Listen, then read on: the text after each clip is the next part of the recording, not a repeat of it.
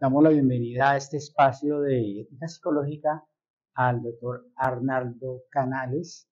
El doctor Arnaldo es el director de la Fundación Liderazgo en Chile y promueve a nivel de Latinoamérica lo que es la educación emocional y la invitación a que tengamos una educación emocional. Arnaldo, este es un espacio de ética psicológica que reflexiona sobre cómo hacer viva la ética en la praxis psicológica en cualquiera de los campos. Por supuesto, los dos campos que tú trabajas, el investigativo y el emocional, tienen profundas implicaciones que llaman al cuidado de la ética en la praxis. Cuéntanos, en primer lugar, un poquito de los proyectos que adelantas, pero de pasada ve teniendo en el fondo qué tiene que ver la ética o cómo se implica la ética en esos escenarios. Bienvenido. Bueno, muchas gracias por la invitación. Bueno, un espacio que obviamente me invita a la reflexión. Creo que hoy día, si uno va al análisis desde la sociedad civil o como cualquier ciudadano, independiente de que estemos insertos en el mundo de la educación o la misma psicología, vemos que hoy día estamos en una crisis, partiendo desde ahí. Y gran parte de esta crisis tiene que ver con la ética y la carga valórica. ¿Ya? Principalmente hoy día sentimos que una persona en política, en cualquier tipo de acción que yo me desenvuelva en comunidad, finalmente no hay aversión social, no existe rabia, no existe principalmente vergüenza, hay carencia de culpa como emoción que de alguna manera me facilita o me entrega una señal para yo evitar el posible daño en tercero, que es como desde ahí partimos como la lógica. Hoy día estamos en una sociedad donde muchos elementos están generando que hoy día todo parezca autorizado, validado, aceptado, y de alguna manera no nos duele el alma, que viene ahí esta gran diferencia que hay entre la carga valórica, los valores y las creencias. Y cuando me duele el alma es que efectivamente estoy transponiendo, estoy transgrediendo un valor. Y desde ahí nace el tema de la educación emocional, partiendo desde esa base, como nosotros hemos propuesto a nivel como políticas públicas en Chile, que esto sea parte de un cuerpo,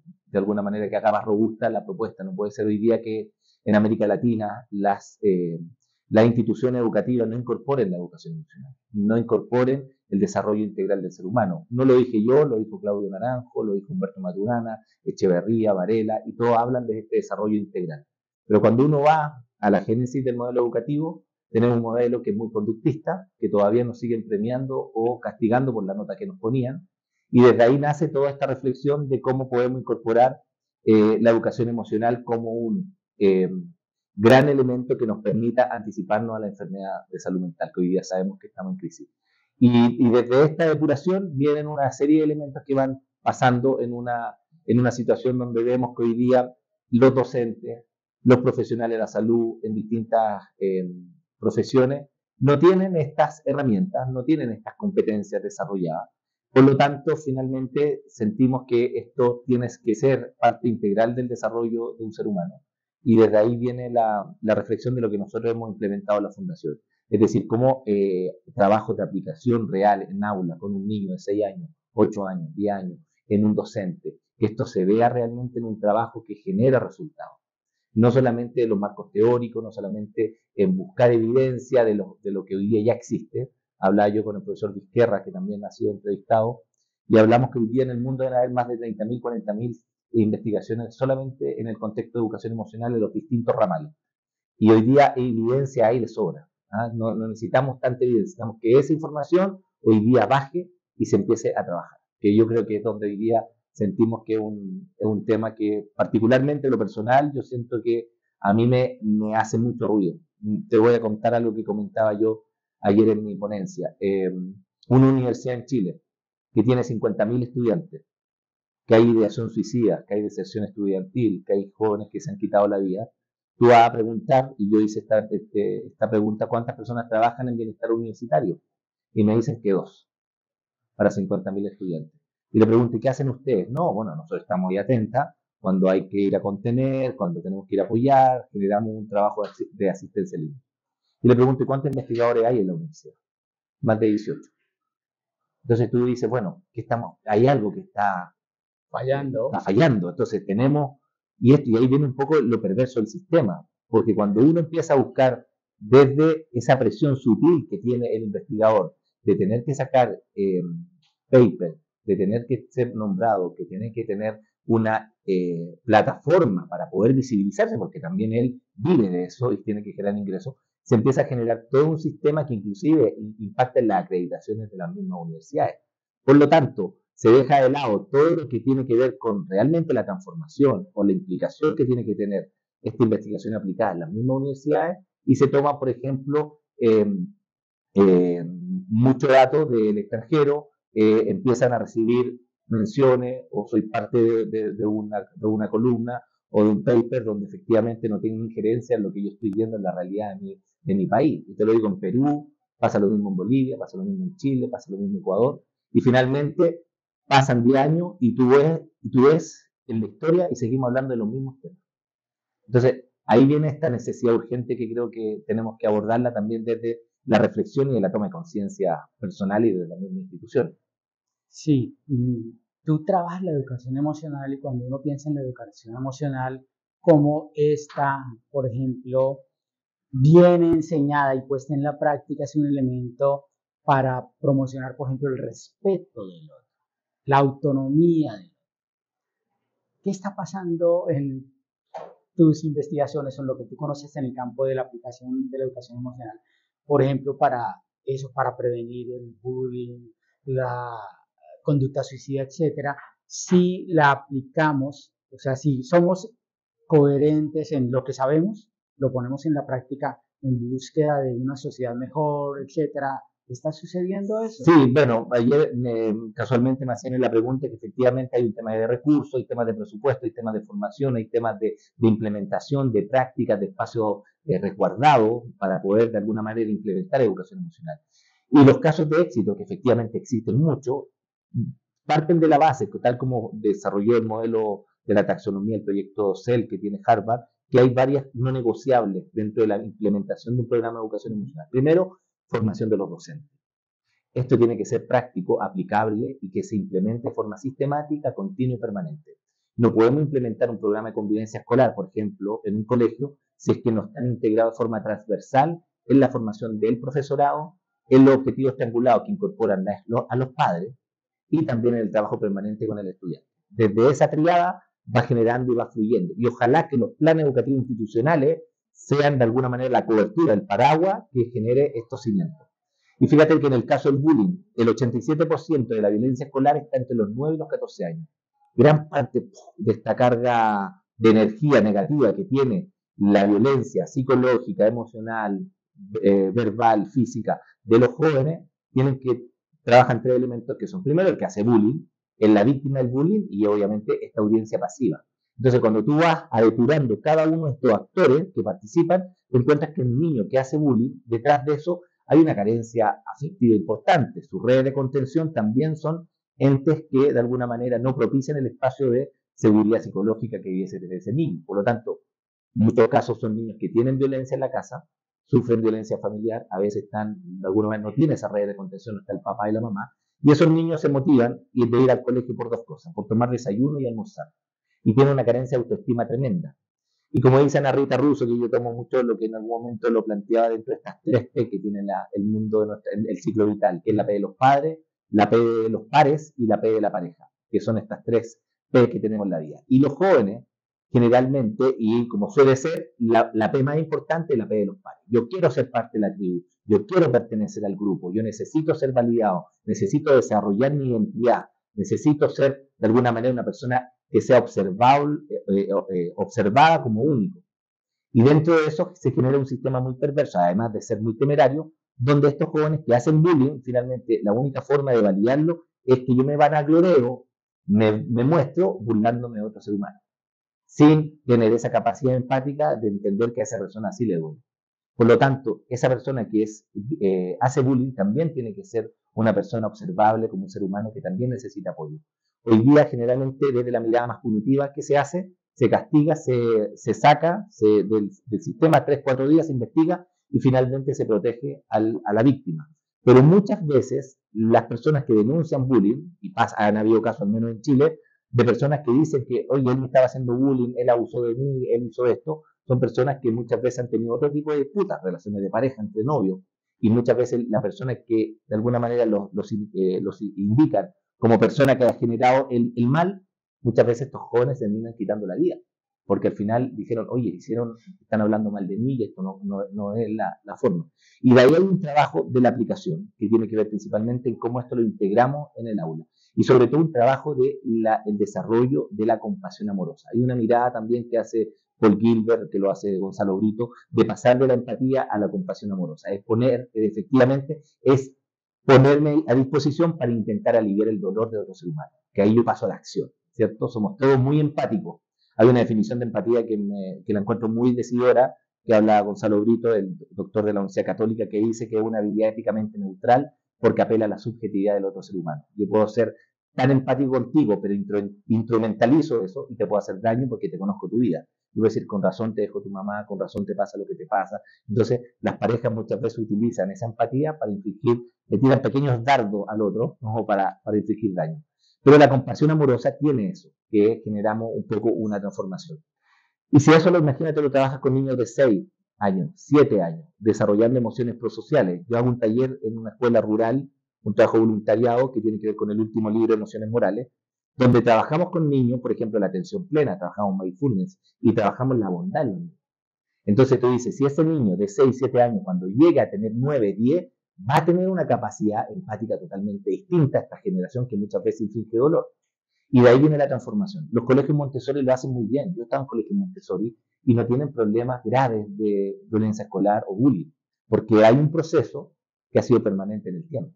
Y eso permite que de alguna manera la violencia esté de alguna manera más regulada. No, obviamente los casos existen. Recuerdo un director que me dijo, Arnaldo, nosotros no tenemos problemas con los niños, los problemas los tenemos con los adultos. Perfecto, Arnaldo.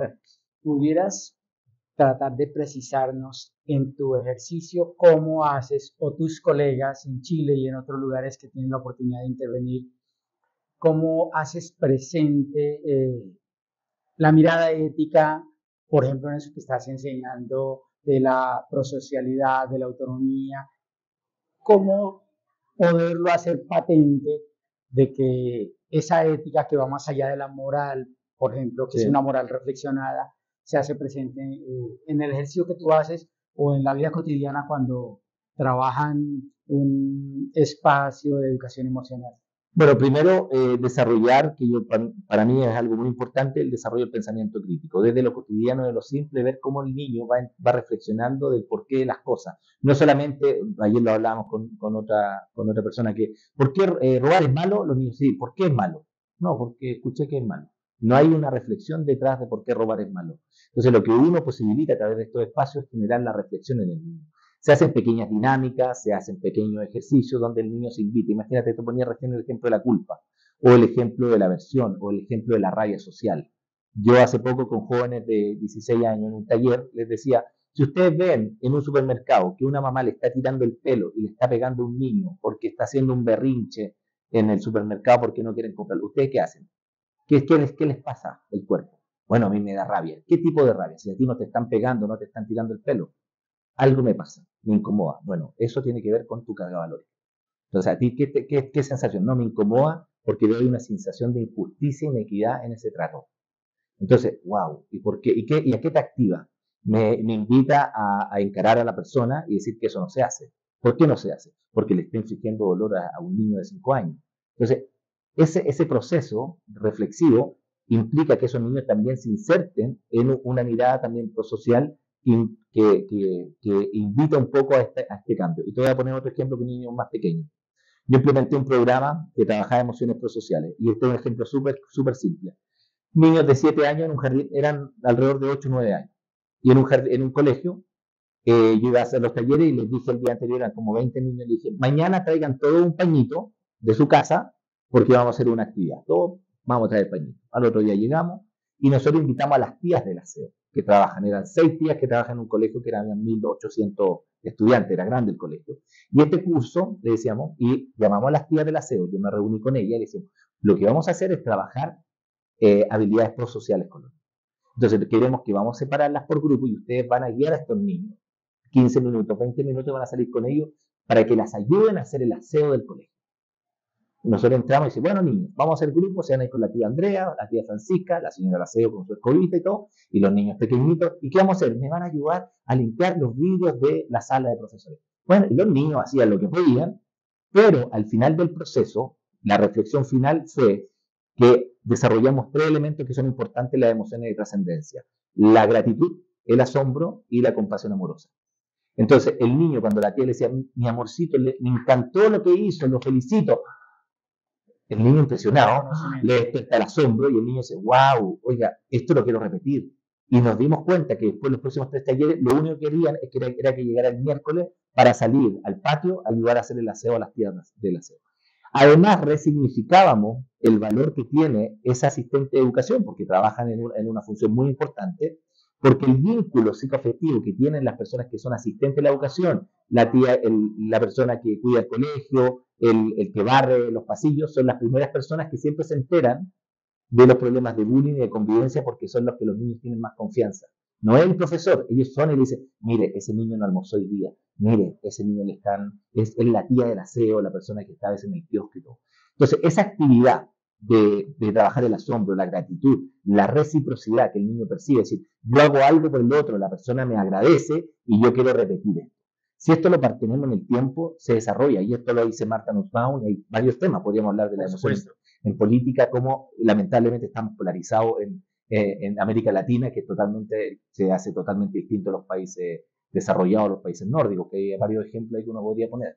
Pero por ahí va un poco la idea de cómo se desarrolla. Muchas gracias por esa reflexión. Me gustaría que nos regalaras unos minutos para, aprovechando que también es un campo en el que tú has transitado, nos regales un poco cómo se hace presente la reflexión ética, por lo menos en tu país, en Chile, a la hora de los escenarios investigativos, de esto que está sucediendo en el mundo, de que los investigadores ya uno siente que no lo hacen tanto por pasión, sino porque hay una carga, una presión de las instituciones, una carga también remunerativa. ¿Cómo verías tú qué está pasando en Chile en ese aspecto? Y si hay en Chile, no sé, alguna institución, un conjunto de personas que le pongan la mirada a lo que está pasando en la ética, en el trasfondo investigativo. Bueno, nosotros tenemos un observatorio de salud emocional en la fundación que de alguna manera buscamos propiciar la investigación aplicada. Yo veo mucha investigación, vemos constantemente están saliendo papers y documentos respecto a evidenciar distintas aplicaciones que se han hecho en trabajo investigativo. Pero a mí el tema que me surge es que cuando uno va a las coautorías te das cuenta de que esas personas que deberían estar relacionadas no están relacionadas. Entonces, esta investigación la hizo Juan González con Aznavour no sé cuánto, y uno empieza a decir, y uno dice, wow, me pasó en España. En España hoy día es un tema que está, de hecho yo mostré al menos 5 o 6 recortes de la BBC, del diario El País, de la cantidad. Tenemos investigadores que han sacado investigaciones cada 2 minutos. Digo, a ese nivel, es decir, es un tema que hoy día está trascendiendo tanto. Y si está pasando en España, si está pasando en Europa, imagínate lo que podría pasar en América Latina, que nosotros estamos mucho más propensos también a lo que hablábamos recién, de cómo la carga valórica, así, ay, bueno, si puedo acortar el camino, como dice Marcelo Bielsa, en vez de volar en la esquina de 90 grados y puedo atravesar el jardín, llego más rápido, claro, pero rompí todas las flores. Entonces, eso también es perverso, porque efectivamente lo que yo siento que hoy día las universidades propician esos espacios para que el investigador genere mucha data, mucha información, que pueda él andar, obviamente, divulgando las investigaciones que hace su universidad, le da prestigio, genera también una mayor fuerza, para el ranking, la acreditación, la hora H, todo lo que está detrás, y también entre los mismos colegas, mencióname, yo te menciono, mencióname, yo te menciono. Entonces uno se da cuenta que las investigaciones detrás de eso, al final uno dice, oye, si uno toma un poquito de elementos, hay puntos de conexión que son todos similares. Entonces uno dice, oye, la investigación de este investigador que anda dando vueltas por todos lados diciendo, uno empieza a decir, oye, parece que nunca, hay metaanálisis de 24 países, 25, 30 países, ¿habrán hecho realmente un trabajo? Y uno se pone, y hoy día la sociedad se cuestiona eso. Entonces, ¿qué es lo que digo esto? No es que todo el mundo sea así, sino que yo creo que en la labor hay una reflexión que dice que no todos los investigadores son buenos profesores. Lo que hay que lograr hacer es que esa investigación llegue a la práctica. que efectivamente, oiga, usted que lo hace también, ¿tiene alguna foto o algo que está trabajando con jóvenes de lo que ha hecho? Pero muéstrame algo que ha hecho un taller usted como investigador propiciando este espacio que tan buenos datos nos está entregando. Pregúntale y si algún día te van a mostrar fotos trabajando en un aula, en una escuela rural con niños que están realmente complicados. Se quedan en la oficina.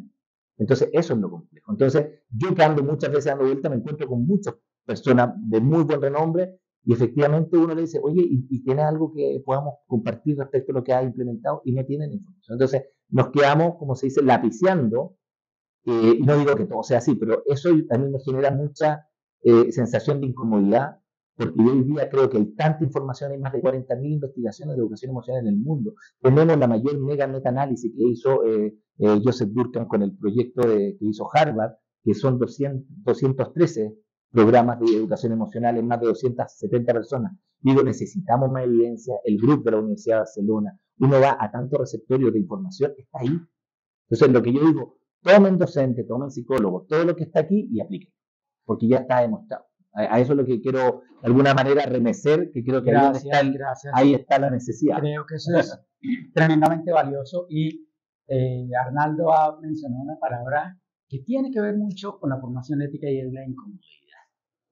Gracias por esa reflexión. Les invito a que nos quedemos con esa reflexión a la que nos invita Arnaldo. Bienvenido a Colombia, ojalá vuelvas. Este espacio de ética psicológica está abierto para la reflexión, no solo cuando vengas a Colombia, sino desde tu país. Muchas gracias. Gracias a ustedes por usar este espacio, por generar este espacio.